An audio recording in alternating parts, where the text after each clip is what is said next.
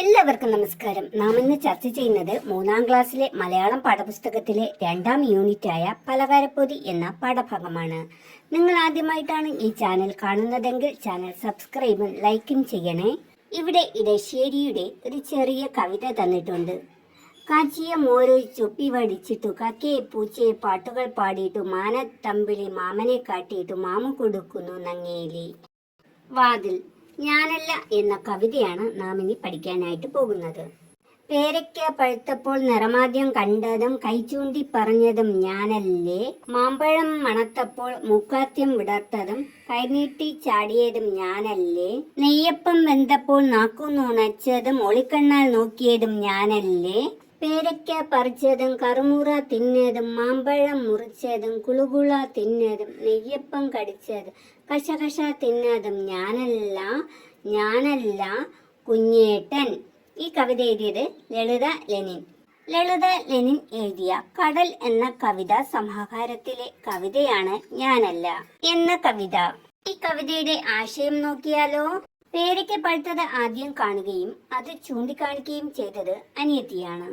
മാങ്ങ പഴുത്തതിന്റെ മണം വന്നപ്പോൾ അത് പറിക്കാനായി കൈനീട്ടിച്ചാടി നോക്കിയതും അനിയത്തിയാണ്. നെയ്യപ്പം വെന്തതിന്റെ മണം വന്നപ്പോൾ കൊതിയോടെ ഒളിഞ്ഞു നോക്കി അത് കിട്ടണമെന്ന് ആഗ്രഹിച്ചതും അവളാണ്. പക്ഷേ ഇതൊന്നുപോലും അവൾക്ക് തിന്നാൻ കിട്ടിയില്ല.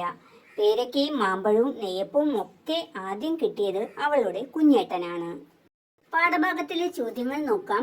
ഒന്നാമത്തെ ചോദ്യം, കവിത ഈണത്തിൽ ചൊല്ലി നോക്കൂ. ഈ കവിത നിങ്ങൾ ഈണത്തിൽ ചൊല്ലി നോക്കാനാണ് പറഞ്ഞിട്ടുള്ളത്. രണ്ടാമത്തെ ചോദ്യം നോക്കൂ. രണ്ടാമത്തെ ചോദ്യം, ഞാനല്ല എന്ന് കുട്ടി വീണ്ടും വീണ്ടും പറയാൻ കാരണമെന്താവും നോക്കാം. പേരയ്ക്ക പഴുത്തത് കണ്ടതും മാവിൽ മാങ്ങ പഴുത്തതിന്റെ മണം അറിഞ്ഞതും നെയ്യപ്പം വെന്തതറിഞ്ഞതും അനുജത്തിയാണ്. എന്നാൽ ഇതൊക്കെ ആദ്യം കിട്ടിയത് കുഞ്ഞേട്ടനാണ്. അതിന്റെ പരിഭവത്തിലാണ് കുട്ടി ഞാനല്ല എന്ന് പറഞ്ഞത്.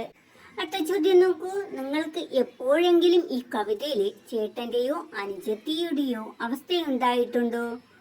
ഉണ്ടായിട്ടുണ്ടെങ്കിൽ എഴുതുക. കയ്പും മധുരവും. ഞാനല്ല എന്ന് പറയുന്ന മറ്റൊരു കുട്ടിയെ പരിചയപ്പെടാം. കഥ വായിക്കൂ. മുന്തിരിങ്ങ. അമ്മ കുറെ മുന്തിരിങ്ങ വാങ്ങിക്കൊണ്ടുവന്നു. ഉച്ചഭക്ഷണത്തിന് ശേഷം കുട്ടികൾക്ക് കൊടുക്കാനാണ് മുന്തിരിങ്ങ ഒരു പിഞ്ഞാണിയിലാക്കി മേശപ്പുറത്ത് വച്ചു. ഏറ്റവും ഇളയ മകനായ വാന്യ അത് കണ്ടു. മുന്തിരിങ്ങ അവൻ ആദ്യമായി കാണുകയാണ്. അവൻ അതിൽ നിന്ന് ഒരെണ്ണം എടുത്തു മണത്തു നോക്കി. കൊതി തോന്നിപ്പിക്കുന്ന മണം. മണത്തിട്ടും അവന് മതി വന്നില്ല.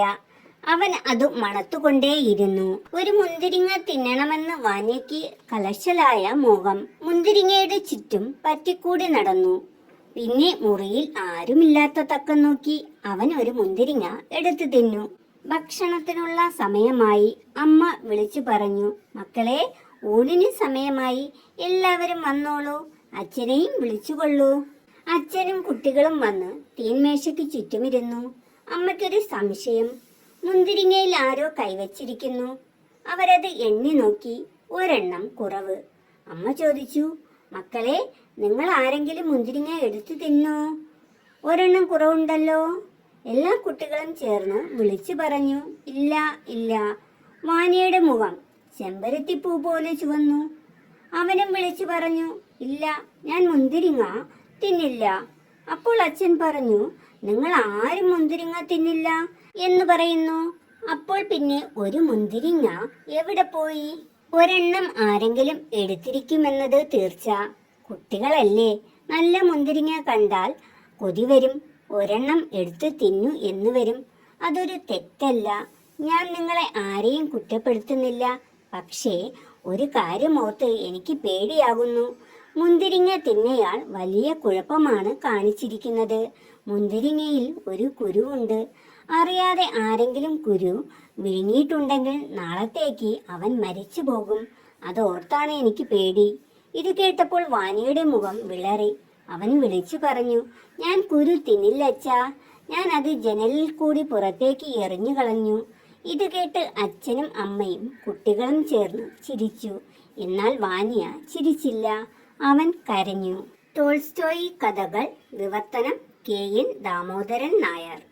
പാഠപുസ്തകത്തിലെ ചോദ്യം നോക്കൂ.